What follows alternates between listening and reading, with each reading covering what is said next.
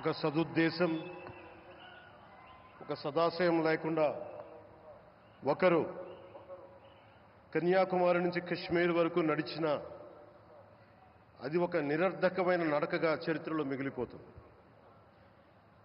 కానీ ఒక సదాశయంతో, ఒక సత్సంకల్పంతో ఇంకొకరు కన్యాకుమారి నుంచి కశ్మీర్ వరకు ప్రజలందరితో మమేకమై వారందరినీ ఏకతాటిపైన నడిపిస్తే అది ఆత్మనిర్భర భారత్ అవుతుంది. అదే కన్యాకుమారి నుంచి కశ్మీర్ వరకు ప్రజలకి వారి పరిసరాల శుభ్రత యొక్క బాధ్యతను తెలియజేస్తే అది స్వచ్ఛ భారత్ అవుతుంది.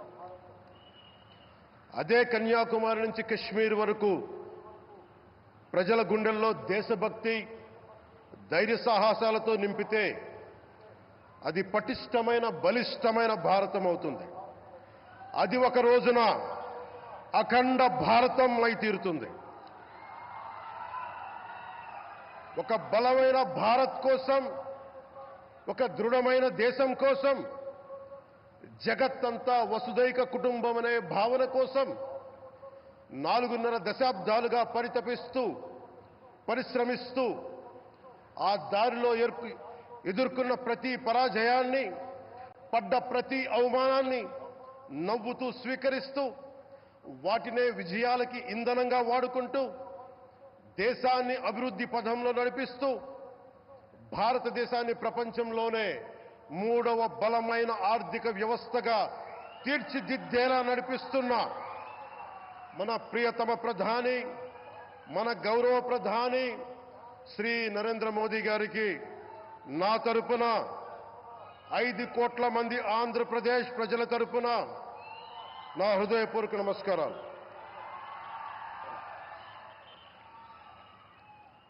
విద్యార్థి నాయకుడిగా రాజకీయాల్లో ప్రవేశించి రెవెన్యూ మంత్రిగా, ఆర్థిక మంత్రిగా మొదలై తెలుగుదేశంకి రథసారథి అయి 4వసారి ముఖ్యమంత్రి అయి తెలుగు ప్రజల్ని అభివృద్ధి పదంలో నడిపిస్తున్న దార్శనికులు, రాజకీయ ఉద్దండులు గౌరవ ముఖ్యమంత్రి శ్రీ నారా చంద్రబాబు నాయుడు గారికి నా హృదయపూర్వక నమస్కారాలు.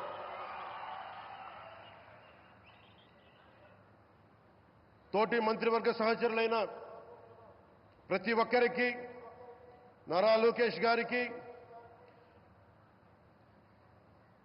ఎన్డీఏ కూటమి శాసనసభ్యులకి,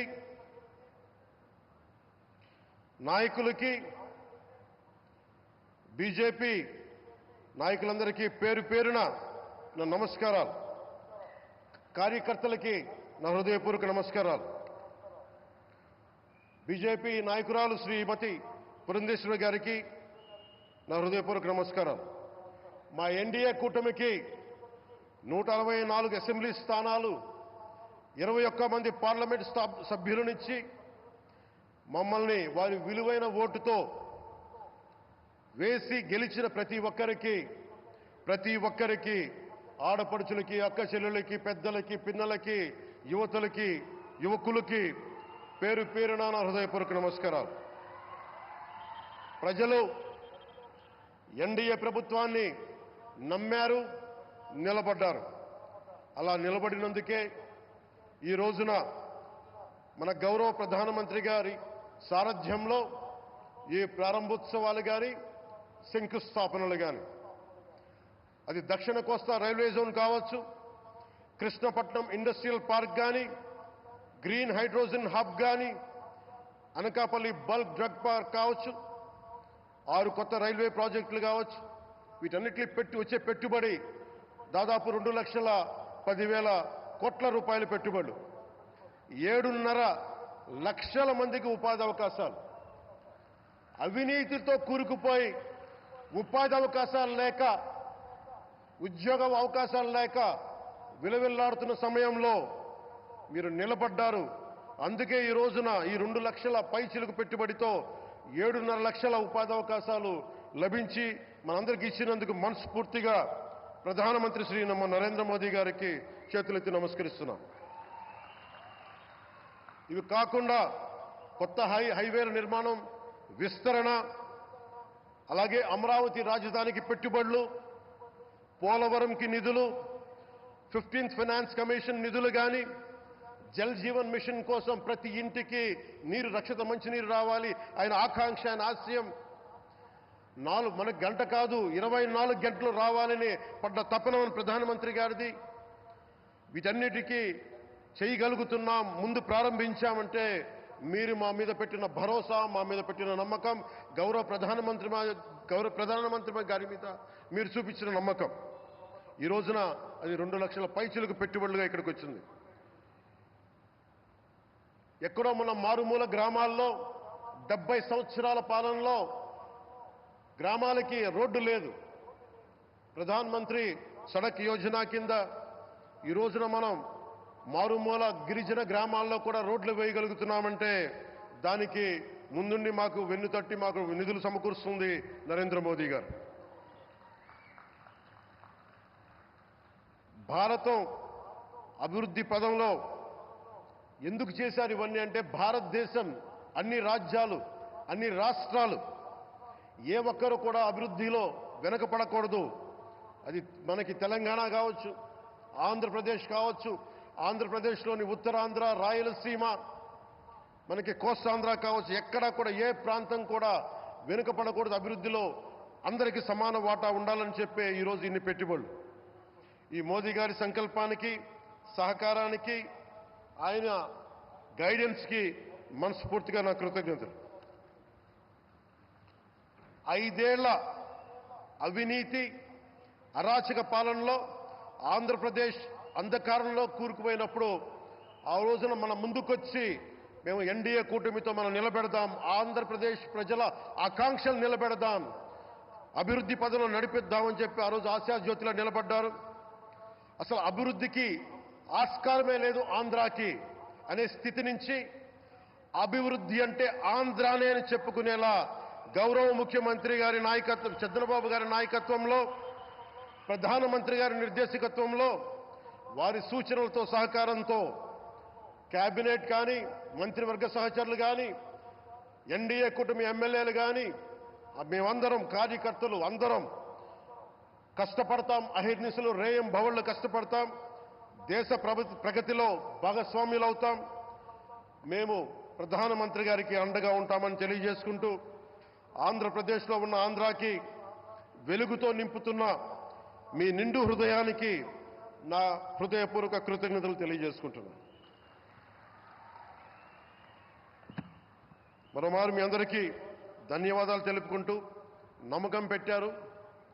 మీరు పెట్టిన నమ్మకానికి ఈ రోజున 2 లక్షల పైచిలకు పెట్టుబడులు తీసుకొచ్చారు. ప్రధానమంత్రి గారు ఉండటం వల్ల, సమర్థవంతులైన చంద్రబాబు గారు ఉండటం వల్ల మేమందరం నేర్చుకోవడానికి, పనిచేయడానికి సంసిద్ధంగా ఉన్నాం. సో మీరందరూ ఇదే సహకారం ఇవ్వాలని మనస్ఫూర్తిగా కోరుకుంటూ, ఆ భగవంతుడు, ఆ లక్ష్మీ నరసింహుడు ఈ దేశాన్ని మరింత ప్రగతి పదంలో నడిపించేలా గౌరవ ప్రధానమంత్రి శ్రీ నరేంద్ర మోదీ గారికి దీర్ఘాయుష్ ఇవ్వాలి, ఆరోగ్యం ఇవ్వాలని మనస్ఫూర్తిగా కోరుకుంటూ, ఆ లక్ష్మీ నరసింహుడిని వేడుకుంటూ సెలవు తీసుకున్నాను. జై భారత్, జై హింద్.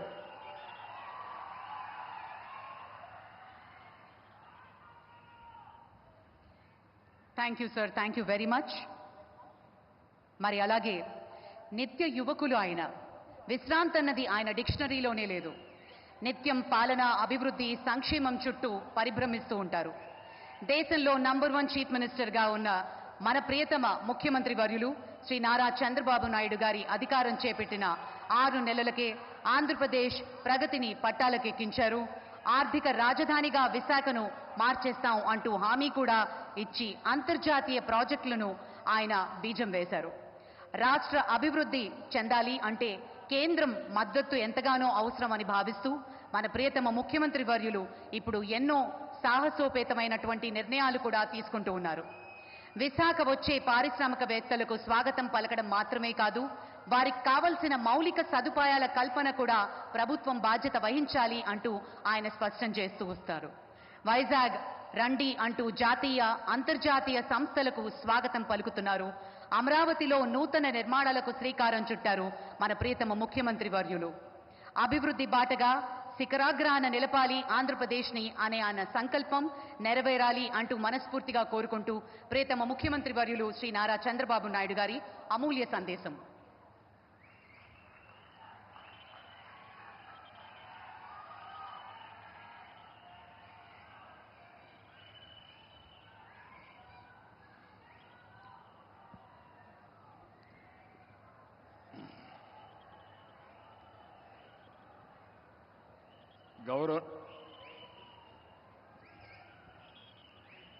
గౌరవనీయులు మనందరి ప్రియతమ ప్రధానమంత్రి శ్రీ నరేంద్ర మోడీ గారు, గౌరవనీయులు మన రాష్ట్ర గవర్నర్ అబ్దుల్ నజీర్ గారు, మిత్రుడు, ఎప్పుడు కూడా ఒకటే ఆలోచిస్తారు, ఈ రాష్ట్రాన్ని అభివృద్ధి చేయడంలో నేను ముందుంటానని అన్ని విధాలా సహకరిస్తున్నటువంటి జనసేన అధినేత పవన్ కళ్యాణ్ గారు,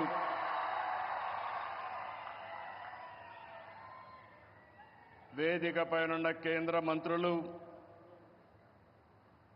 సహచర మంత్రివర్గ సభ్యులు, బీజేపీ రాష్ట్ర అధ్యక్షురాలు పురంధేశ్వరి గారు, ఈరోజు విశాఖపట్నంలో మిమ్మల్ని చూస్తూ ఉంటే ఎక్కడ లేని ఉత్సాహం కనపడుస్తూ ఉంది, అభిమానం కనపడుస్తూ ఉంది.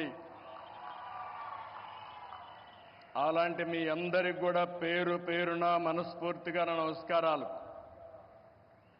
ఇప్పుడే మన ప్రియతమ నేత నరేంద్ర మోడీ గారు రోడ్ షో చేశారు. రోడ్ షో అదిరింది, బ్రహ్మాండంగా జరిగింది. ఎక్కడ పోయినా ఒక విశ్వాసం, ఒక నమ్మకం మన ప్రధానమంత్రి గారి పైన ప్రజలకు ఉండడమే దీనికి కారణం. ఈరోజు మన రాష్ట్రానికి చరిత్రలో మిగిలిపోయే రోజు. ప్రధానమంత్రి గారి చేతుల మీదుగా